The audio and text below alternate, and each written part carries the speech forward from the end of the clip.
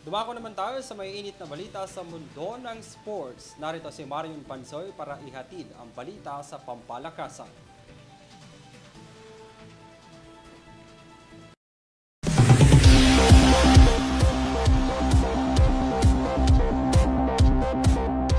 Narito ng mga aksyong balita sa larangan ng sports.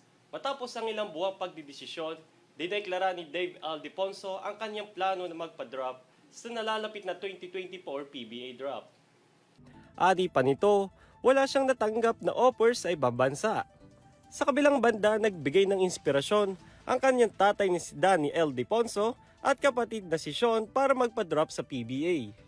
Nais ni Aldeponso na sundan ang yapak ng kanyang ama at subukang abutin ang mga achievements nito.